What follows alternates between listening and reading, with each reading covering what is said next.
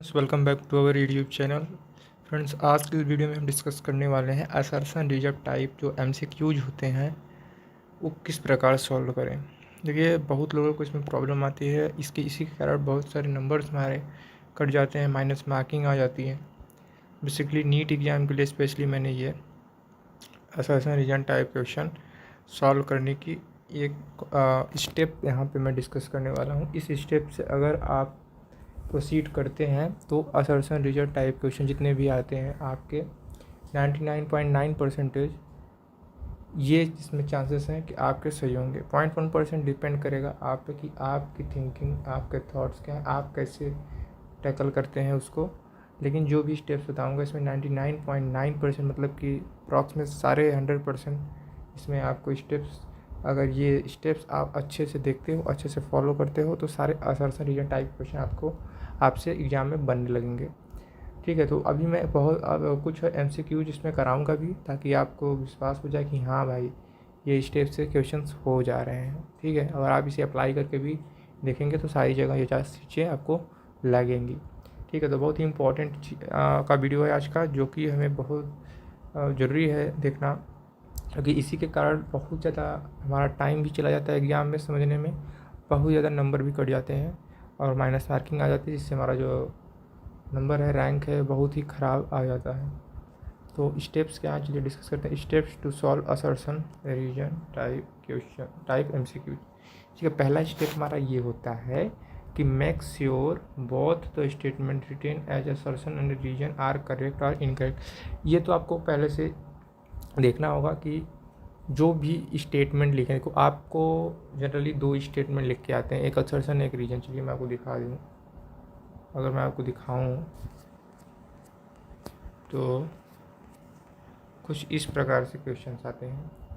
ठीक है, तो यहाँ पे आप देखेंगे ये जो ए है यहाँ पे असर्शन है और जो है रीजन है। तो अब असर्शन में कुछ इस प्रकार से क्वेश्चन आपको ये स्टेटमेंट आता है और कुछ ये दूसरा स्टेटमेंट आता है। तो सबसे पहले पहला स्टेप हमारा क्या था देखते हैं। पहला स्टेप हमारा होता है कि हमें रीड करना होता है असर्शन और रीजन, जो दोनों स्टेटमेंट होते हैं उन्हें रीड करना होता है और रीड करके ये पता करना होता है कि ये दोनों सही हैं या गलत हैं। इतना तो आपको पता ही हो जाएगा, अगर आप पढ़े हैं तो आपको इतना तो पता ही होगा कि ये गलत है, असर्शन का जो स्टेटमेंट दिया है या रीजन का वो गलत है या सही है।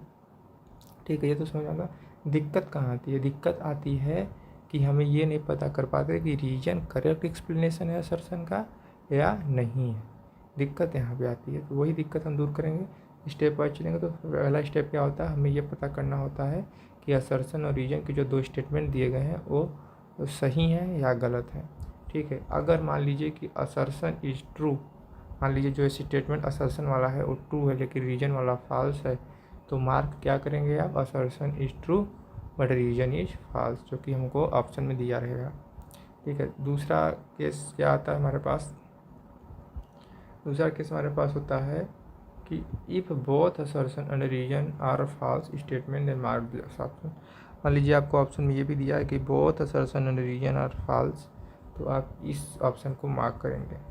अगर मान लीजिए दिया if both assertion and reason are true, अगर दोनों असर्शन और रीजन ट्रू है, न तो पहला वाला स्टेटमेंट सही है न तो दूसरा वाला स्टेटमेंट, मतलब कहने का मतलब ये है कि केस जब दोनों केस फेल हो जाए, यानी assertion true but reason is false रहे, तो हमारा केस फर्स्ट लागू होता है, ये वाले ऑप्शन के साथ जाएंगे। अगर if both assertion and reason are false, अगर दोनों स्टेटमेंट गलत है तो इस वाले केस के साथ जाएंगे, ये वाला ऑप्शन टिक करेंगे। पर मान लीजिए कि असर्शन और रीजन दोनों ही सही है, तो हम सेकेंड स्टेप के लिए मूव कर जाते हैं। सेकेंड स्टेप हमारा ये है कि सबसे पहले देखिए इसमें दो चीज़ें आती हैं। अगर आपका असर्शन और रीजन दोनों सही है तो इसमें दो चीज़ें आती हैं। एक आती है कि assertion reason both are correct and reason is correct explanation of assertion, और दूसरा ये आता है कि assertion and reason both are true and reason is not correct explanation of assertion. तो इन चीज़ों में हम फंसते हैं जनरली, तो यही चीज़ें आज हम देखेंगे।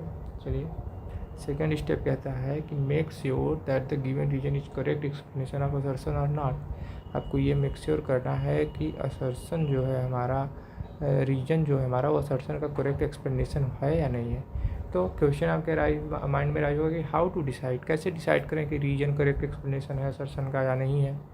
ठीक है, अगर बोथ आर वेरी जब दोनों स्टेटमेंट जो दिए गए हैं और बहुत ही क्लोजली रिलेटेड हो, इंटर रिलेटेड हो, अनडिस्टिंग्विशेबल हो, यानी उन्हें अलग नहीं किया, मतलब एक ही जैसे दिख रहे हैं आपको, वो कन्फ्यूजन हो रहा है कि ये करेक्ट एक्सप्रेशन है कि नहीं है, तो इसमें भी टाइम चला जाता है और हम गलत टिक भी कई बार कर देते हैं। तो कैसे इसे टैकल करना है, देखो इसको टैकल करने के लिए हमें क्या करना होता है, ये स्टेप्स को फॉलो करना होगा। ये मेथड जो बता रहा हूँ उसको आपको फॉलो करना होगा। चलिए मेथड को डिस्कस करेंगे। सबसे पहला मेथड होता है हमारा फर्स्ट रीड असर्शन। सबसे पहले हमें असर्शन को रीड करना है और रीजन को भी रीड करना है सिमुलटेनियसली। ठीक है, सिमुलटेनियसली का मतलब है कि एक ही बार में आपको असर्शन और रीजन दोनों को रीड करना है, सेपरेटली नहीं रीड करना है। ठीक है, एक ही बार, ताकि आपको वो उससे कनेक्ट हो सके कि नहीं कनेक्ट हो रहा है वो चीज़ें, मतलब जो असर्शन है वो रीजन से कनेक्ट हो रहा है कि नहीं हो रहा है। जब आप एक ही साथ उसको पढ़ेंगे तभी ये आपको पता चलेगा। तो पहले हमको क्या करना है, रीड करना है असर्शन और रीजन को सिमुलटेनियसली एक ही साथ। If reason is correct explaining cause means why. अच्छा, अगर आप असर्शन को पढ़ लिए, रीजन को एक साथ पढ़ लिए, अब क्या होगा कि if reason is correctly explaining cause. ठीक है, कॉज का मतलब ये है कि जो असर्शन स्टेटमेंट दिया गया है उसको जो रीजन है, रीजन में वो चीज़ें लिखी होती हैं जो असर्शन को एक्सप्लेन करती है। मतलब असर्शन जो भी लिखा है, जैसे कि मान लीजिए लिखा है कि रामू जो है, रामू इज बैड बॉय। मान लीजिए हम एक एग्जाम्पल लें, रामू इज बैड बॉय। तो अगर मान लीजिए अब ये हो गया असर्शन कि रामू इज बैड बॉय, और रीजन में ये क्या लिखा होगा, रीजन में ये लिखा होना चाहिए, देखिए ही डज नॉट स्टडी, ऐसे, या तो he does not obey his parents order. मतलब देखिए रामू बैड बॉय है, ये तो हो गया असर्शन एक स्टेटमेंट। अब रामू बैड बॉय क्यों है, रामू बैड बॉय क्यों है, ये आपका रीजन हो जाएगा। क्या रीजन है कि रामू को बैड बॉय कहा जा रहा है। अगर उस चीज़ को, रामू बैड बॉय क्यों है, उस चीज़ को अगर रीजन में लिखा गया है जो करेक्ट एक्सप्लेनेशन कर रहा है कि रामू जो है, जो रामू है वो बैड बॉय है, तो बैड बॉय क्यों है, क्योंकि वो अपने पेरेंट्स के ऑर्डर को नहीं फॉलो करता या वो पढ़ता लिखता नहीं, इसलिए है। अगर ये चीज़ें रीजन में लिखी हैं तो आपका जो रीजन हो जाएगा, असर्शन रीजन दोनों सही होंगे, और जो रीजन होगा वो करेक्ट एक्सप्लेनेशन हो जाएगा असर्शन का। ठीक है, ये चीज़ें हैं। लेकिन अब चलिए अभी हम समझेंगे, बस एक मैं एग्जांपल आपको दे रहा था ताकि ये जो कॉज है, कॉज का क्या मतलब है, कॉज का मतलब कारण, मतलब वो जो असर्शन का स्टेटमेंट है उसके पीछे कारण क्या है, वो रीजन एक्सप्लेन कर रहा है कि नहीं। मतलब कहने का ये मतलब है कि why assertion statement is true. अगर आप एक बार असर्शन को पढ़ते हैं तो उसमें जो लिखा स्टेटमेंट है वो क्यों ट्रू है। अगर वो क्यों ट्रू है, इस क्यों का अगर आंसर आपको रीजन में मिल रहा है तो आपका असर्शन और रीजन दोनों तो सही होंगे ही, लेकिन जो रीजन होगा वो करेक्ट एक्सप्लेनेशन होगा असर्शन का। ठीक है, अभी जो चीज़ें आपको नोट्स में सभी आएंगी जिससे लास्ट तक देखेंगे तभी। अभी तो मैं थोड़ा बस एक आपको ऐसे व्यू दे रहा हूँ। ठीक है, why assertion statement is true, you can also check by applying because before reason statement. तो ये तो नॉर्मली क्या करेंगे आप कि रीजन जो दिया है असर्शन को पढ़ें, असर्शन को पढ़ने के बाद जो रीजन दिया है उसको, जो रीजन का स्टेटमेंट है उस स्टेटमेंट आगे बिकॉज लगा के चेक करिए कि मान लीजिए यहाँ लिखा है Ramu is bad boy because Ramu, अब यहाँ पे लिखा है Ramu do not obey his parents order. तो डू नॉट, जो Ramu do not parents order है, do not obey parents order है, उसके आगे बिकॉज लगा के चेक करिए। तो बिकॉज क्यों, क्योंकि रामू अपने पेरेंट का ऑर्डर को नहीं फॉलो करता है। तो इस प्रकार से आप चेक कर सकते हैं कि उसका करेक्ट एक्सप्लेनेशन है कि नहीं। ये तो एक पहला मेथड था जो कि बहुत ही जब simple assertion reason type question आता है उसमें अप्लाई होता है। लेकिन अभी हम देखेंगे जो कॉम्प्लेक्स चीज़ें होती हैं उसको भी हम देखेंगे। जैसे कि देखिए एक यहाँ पे मॉलिकुलर बेसिस ऑफ इनहेरिटेंस का ही हम सारे एग्जांपल्स यहाँ पे लेंगे। ठीक है, क्योंकि बहुत ही अच्छा स्कोरिंग चैप्टर है वो, और बहुत ही मतलब कि कन्फ्यूजिंग भी हो जाता है हमें कई बार, तो हम इसलिए उसी को लेंगे ताकि आपको अच्छे से सारी चीज़ें समझ में आए। देखिए असर्शन में दिया है कि primary transcript in eukaryote are non functional. जो प्राइमरी ट्रांसक्रिप्ट्स होते हैं यूकैरियोट्स में नॉन फंक्शनल होते हैं। प्राइमरी ट्रांसक्रिप्ट का मतलब क्या है? प्राइमरी ट्रांसक्रिप्ट का मतलब होता है जो पहली बार, मान लीजिए कि ये हमारा क्या है, ये हमारा क्या है, डीएनए। अब इस डीएनए से में जब ट्रांसक्रिप्शन होता है तो हमारा आरएनए बनता है। तो जो ये आरएनए बना इसे हम प्राइमरी ट्रांसक्रिप्ट कहते हैं। ठीक है, याद आ गया। Primary transcript in eukaryote are non functional. अच्छा, अभी आपको कुछ समझ में नहीं आ रहा है कि क्यों ये नॉन फंक्शनल कह रहा है, तो आप रीजन को पढ़िए। रीजन को पढ़ेंगे आप, लिखा है primary transcript in eukaryote have interrupted exons. जो प्राइमरी ट्रांसक्रिप्ट होते हैं यूकैरियोट्स में, उसमें क्या होता है, इंटरप्टेड एक्सॉन्स होते हैं। इंटरप्टेड एक्सॉन्स मतलब क्या हुआ, ये भी आपने सर उसमें तो इंट्रॉन्स इंटरप्ट करता है, लेकिन इंटरप्ट किसे करता है, एक्सॉन्स को। तो इंटरप्टेड कौन हुआ, एक्सॉन हुआ। तो यहाँ से अब आपको ये समझ में आ रहा है कि ये mRNA की बात कर रहा है। mRNA जब डायरेक्टली क्या होता है, यूकैरियोटिक में mRNA का फॉर्मेशन नहीं होता, सबसे पहले hnRNA बनता है। तो hnRNA में क्या होता है, एक्सॉन्स और इंट्रॉन्स होते हैं। एक्सॉन्स इंटरप्ट होता है, एक्सॉन जो होता है इंटरप्ट होता है। एक्सॉन हमारा कोडिंग होता है और वो इंटरप्ट होता है इंट्रॉन्स के द्वारा। तो यहाँ पे इंटरप्टेड कौन होगा, एक्सॉन्स होगा। यानी ये प्राइमरी ट्रांसक्रिप्ट अब जो बनता है hnRNA वो नॉन फंक्शनल होता है। प्रोटीन का सिंथेसिस उससे नहीं हो सकता क्योंकि इसमें कोडिंग और नॉन कोडिंग दोनों होते हैं। जो कोडिंग वाला होता है उसे एक्सॉन कहते हैं, और वो इंटरप्ट होता है इंट्रॉन्स के द्वारा, नॉन कोडिंग द्वारा, तो वो फंक्शनल नहीं होता। ठीक है, तो primary transcript in eukaryote are non functional, ये भी सही है। और primary transcript in eukaryote have interrupted exon, क्योंकि उसमें क्या होता है, इंटरप्टेड एक्सॉन्स होते हैं। तो यहाँ पे अगर हम बिकॉज लगाएं, यहाँ पे अगर हम बिकॉज लगा के चेक करेंगे तो ये बिल्कुल सही करेक्ट एक्सप्लेनेशन है। कैसे है, देखिए primary transcript in eukaryote are non functional. अब क्यों है, क्यों नॉन फंक्शनल है, क्योंकि primary transcript in eukaryote have interrupted exon. तो ये करेक्टली एक्सप्लेन कर रहा है। तो ये हमारा हो जाएगा, क्या हो जाएगा, ये हमारा हो जाएगा स्टेटमेंट, मतलब कि assertion and reason both are correct and reason is correct explanation of assertion. ठीक है, इस प्रकार चेक करेंगे। अगर मान लीजिए ये तो बहुत सिंपल हो गया, मान लीजिए सिंपल टाइप में था। अगर कुछ कॉम्प्लेक्स आ जाए, कॉम्प्लेक्स कैसे आएगा, if statement are very very interrelated. मान लीजिए कि दोनों स्टेटमेंट बहुत ज़्यादा इंटर रिलेटेड है एक दूसरे से, लेकिन आपको समझ ही नहीं आ रहा है कि रीजन करेक्ट एक्सप्लेनेशन है असर्शन का कि नहीं। भाई बहुत बार ऐसा होता है, अभी आपको क्वेश्चन दिखाएंगे तो आपको लगेगा। ठीक है, and in that case if you are unable to find out that reason is correct explanation of assertion और नॉट। अगर आप क्या है कि ये पता नहीं कर पा रहे हैं कि रीजन करेक्ट एक्सप्लेनेशन होगा असर्शन का कि नहीं, उस केस में तो आप जाएंगे नेक्स्ट मेथड यानी सेकेंड स्टेप। सेकेंड स्टेप हमारा कहता है, सेकेंड स्टेप का सेकेंड मेथड ये कहता है कि first assume reason as assertion. आपको सबसे पहले रीजन को असर्शन के जैसा एज्यूम कर लेना है, मानना है बस। ठीक है, असर्शन एज रीजन, और असर्शन को रीजन जैसे ट्रीट करना है। If assertion explaining the right cause of reason then reason will not be correct explanation of. ये कह रहा है कि हमें सबसे पहले रीजन को पढ़ना होगा, सबसे पहले हमें रीजन को पढ़ना होगा। ये जो रीजन दिया है ना, ये जो रीजन दिया है, ये वाला रीजन, सबसे पहले हम इसे पढ़ते हैं, primary transcript in eukaryote have interrupted exon. ठीक है, हम असर्शन को पहले नहीं पढ़ेंगे, हम इसको पढ़ेंगे। अब उसके बाद असर्शन को पढ़ेंगे कि primary transcript in eukaryote are non functional. ठीक है, तो इस क्या ये रीजन असर्शन को एक्सप्लेन कर रहा है कि असर्शन रीजन को एक्सप्लेन कर रहा है। तो यहाँ पे रीजन असर्शन को एक्सप्लेन कर रहा है, लेकिन अभी कई बार आप देखेंगे जब रीजन असर्शन को एक्सप्लेन करने लगेगा, असर्शन जब रीजन को एक्सप्लेन करने लगेगा तब वहाँ पे आपका नॉट करेक्ट एक्सप्लेनेशन हो जाएगा, मतलब कि रीजन जो है असर्शन को करेक्ट एक्सप्लेन नहीं करेगा। कैसे, देखिए एग्जाम्पल समझ में आएगा। देखिए यहाँ पे हमने कुछ लिख रखा है, but if it is not explaining correct to reason then reason will be nearly correct explanation of assertion. ये सब आपको मुझे लग रहा है जहाँ तक है नहीं समझ में आएगा। सबसे पहले आपको हम क्वेश्चन कराएंगे तभी समझ में आएगा। मान लीजिए कि असर्शन और रीजन बहुत ही इंटर रिलेटेड है। ठीक है, ये एग्जाम्पल लेते हैं।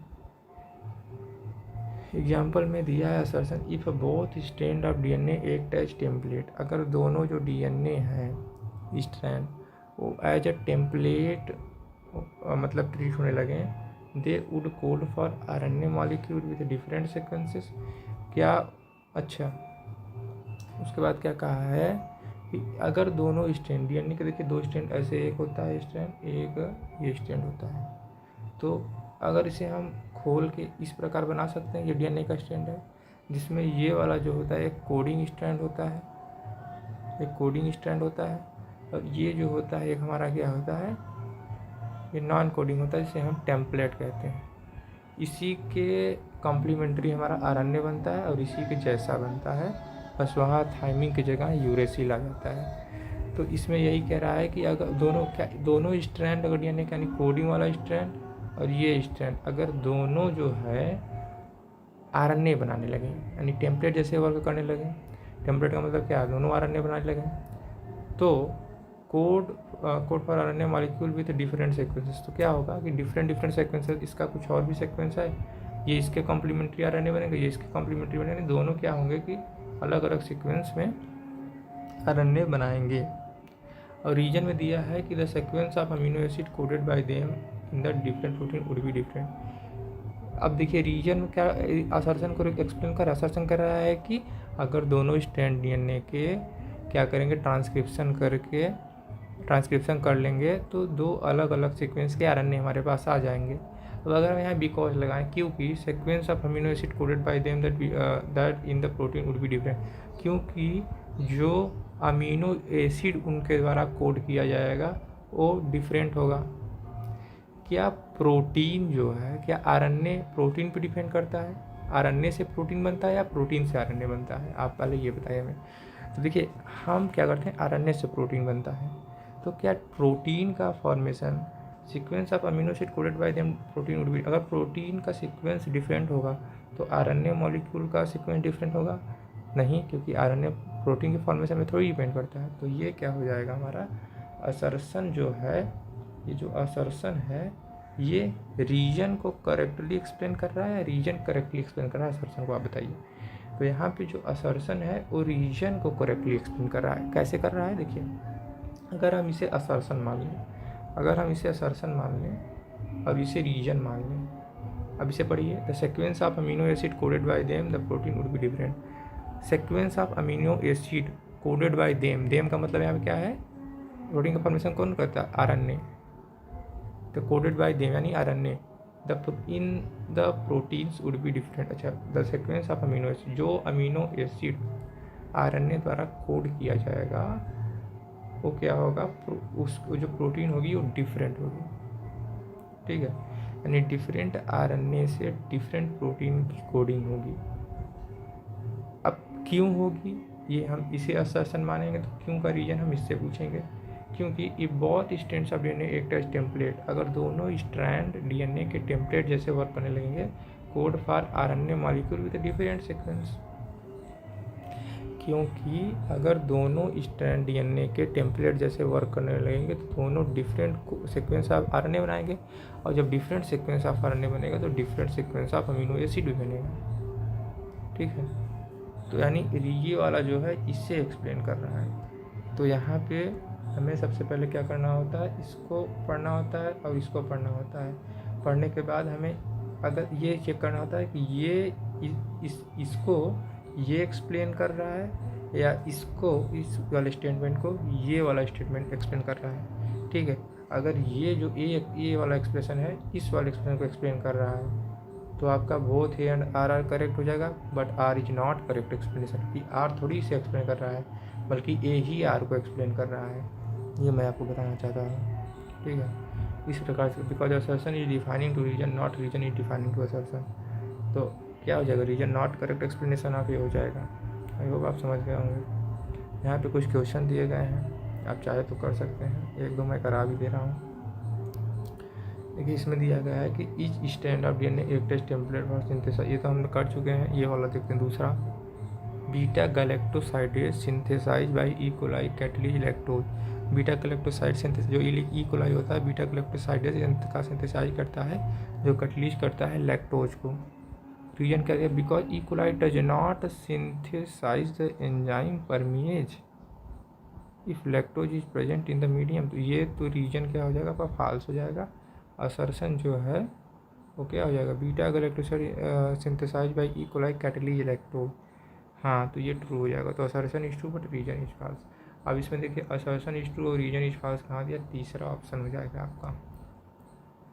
ठीक है, ऐसे इसमें भी दिया क्या है, देखिए lactose is the substrate, lactose is the substrate for the enzyme beta galactoside. Lactose एक सबस्ट्रेट होता है for the enzyme beta galactosidase. तो ये तो सही है भाई, सबस्ट्रेट पे ही एंजाइम वर्क करता है, तो लैक्टोज पे ही तो वर्क करता है। तोड़ के गल ग्लूकोज और लैक्टोज में कन्वर्ट करेगा। Lactose regulate switching on and off an operon and एक एजेंट। दोनों सही है, दोनों सही कि लैक्टोज सबस्ट्रेट के जैसा भी वर्क करता है और इंड्यूसर के जैसा भी वर्क करता है, लेकिन दोनों अलग अलग चीज़ें बता रहे हैं।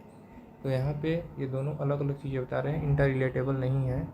तो क्या हो जाएगा, assertion reason both are correct but reason is not correct explanation of assertion. ठीक है, अब जैसे कि चौथा कह रहा है कि RNA is a reactive molecule and can also work as catalyst. RNA बहुत ही रिएक्टिव मॉलिक्यूल होता है और वो कैटलिस्ट जैसा वर्क भी करता है। अब यहाँ अगर हम बिकॉज लगा के चेक करें, because OH group present at every nucleotide, तो हमने पढ़ा था कि OH ग्रुप प्रेजेंट होने के कारण जो आरएनए होता है बहुत ही ज़्यादा रिएक्टिव हो जाता है। तो ये तो सही है। अब करेक्ट एक्सप्लेन भी कर रहा है, तो ये जो है हमारा सही हो जाएगा।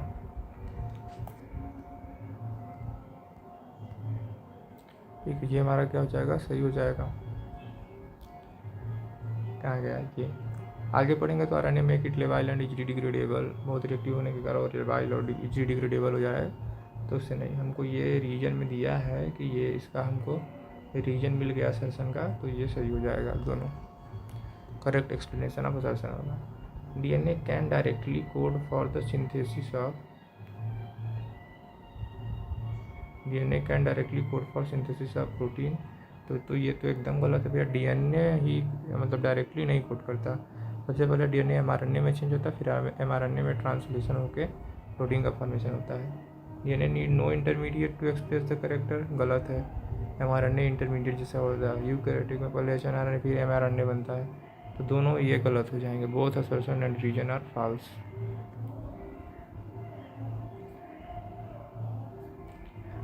अच्छा, पांचवा क्या दिया है, DNA can directly code for the synthesis of protein, एकदम नहीं, यही तो हम कल कर रहे थे ना, डीएनए इंटरमीडिएट। हाँ,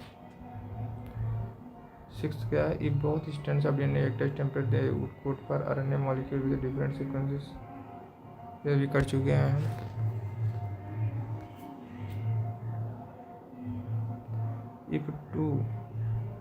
if two RNA molecule are produce simultaneously, अगर दो आरएनए मॉलिक्यूल प्रोड्यूस हो रहे हैं simultaneously, they would be complementary to each other, complementary होंगे, सिमुल्टेनियसली मतलब एक साथ हो रहा है, कॉम्प्लीमेंट्री होंगे, and form double standard DNA. देखिए मान लीजिए कह रहा है कि ये हमारे दो हैं, दोनों अगर हम स्टैंडर्ड क्या होंगे, अगर इससे जो बनेगा इसका स्ट्रैंड इसके कॉम्प्लीमेंट्री होगा, इससे जो बनेगा इसके कॉम्प्लीमेंट, और इससे जो बनेगा और इससे जो बनेगा एक दूसरे के कॉम्प्लीमेंट्री होंगे। तो ये जब एक ही साथ बनेंगे तो डबल स्टैंडर्ड हो जाएंगे कॉम्प्लीमेंट्री होने के कारण। तो असर्शन तो हमारा सही हो जाएगा। रीजन दिया the double standard RNA would never prevent it from going translated into protein. देखिए double standard RNA would never prevent, कभी भी बचता नहीं है ट्रांसलेशन करके प्रोटीन बनाने में। तो ये तो बचता है, ये प्रोटीन बनाता ही नहीं है। जब डबल स्टैंडर्ड हो जाएगा तो रीजन फॉल्स हो जाएगा। Assertion is correct but reason is false. आठवां है structural gene in lac operon is a polycistronic. Structural gene जो होता है लाइकोपेरॉन का वो पॉलीसिस्ट्रॉनिक होता है, सही बात है। जो क्योंकि लाइकोपेरॉन किसका मैकेनिज्म है, प्रोकैरियोट का। तो वो प्रोकैरियोट से प्रोकैरियोट में कैसे जीन होते हैं, पॉलीसिस्ट्रॉनिक, यूकैरियोट में हमारा मोनोसिस्टॉनिक होता है। तो प्रोकैरियोट में पॉलीसिस्टॉनिक। रीजन क्या दिया, structural gene in lac operon is responsible for lactose metabolism. तो यहाँ पे स्ट्रक्चरल जीन जो होगा लाइकोपेरॉन का वो रिस्पॉन्सिबल होता है लैक्टोज मेटाबॉलिज्म को, ये भी सही है। लेकिन इस वाले स्टेटमेंट को ये वाला प्रूफ नहीं कर रहा है। ठीक है, आपको अगर उल्टा भी पढ़ेंगे तो structural gene in lycopyrrone is responsible for lactose metabolism because structural gene in lycopyrrone is polycystonic। ये पॉलीसिस्टोनिक होने के कारण ऐसा करता है? नहीं, ऐसा नहीं है। देखिए, स्ट्रक्चरल जीन जो होता है लाइकोपेरॉन का वो रिस्पॉन्सिबल होता है लैक्टोज मेटाबॉलिज्म के लिए, सही है। अब लैक्टोज मेटाबॉलिज्म के लिए ये स्ट्रक्चरल जीन क्यों रिस्पॉन्सिबल होता है? क्योंकि ये स्ट्रक्चरल जीन लाइकोपेरॉन का पॉलीसिस्टोनिक होता है। क्योंकि ये स्ट्रक्चरल जीन लाइकोपेरॉन इज पॉलीसिस्टोनिक होगा, तभी लैक्टोज मेटाबॉलिज्म को क्या करेगा? रेगुलेट करेगा। लैक्टोज मेटाबॉलिज्म किसका फीचर है? सही बात है। लेकिन इसमें देखेंगे अगर आप तो ये वाला जो है इसको ये एक्सप्लेन कर रहा है, लेकिन करना किसे चाहिए? इस वाले स्टेटमेंट को इससे एक्सप्लेन करना चाहिए, तो उल्टा है यहाँ पे, इसलिए ये नहीं होगा। दोनों करेक्ट तो होंगे, लेकिन reason is not correct explanation आपका। ये structure gene lac operon is polycistronic होता है क्योंकि लाइकोपेरॉन रिस्पॉन्सिबल होता है, ऐसा कुछ नहीं होता, ठीक है। बल्कि अगर ऐसा होता है कि structural gene in lac operon is responsible for lactose metabolism because structural gene in lac operon is polycistronic, ये हो सकता था, ठीक है। तो है नहीं, तो इसलिए नहीं हुआ। Primary transcript in eukaryote are non functional, वही वाला जो हमने कराया आपको। 10वां क्या है? UAA function as stop codon. जो यूएए हमने पढ़ा होगा, उआ, उआग, उगा, ये 3 स्टॉप कोडॉन होते हैं। तो UA function as stop codon, UA does not code for any amino acid, क्योंकि स्टॉप कोडॉन के साथ वर्क क्यों करेगा? क्योंकि वो किसी भी अमीनो एसिड के लिए कोड नहीं करता। तो ये दोनों हो जाएगा assertion, reason correct and reason is correct explanation of assertion. 11th का रहा है कि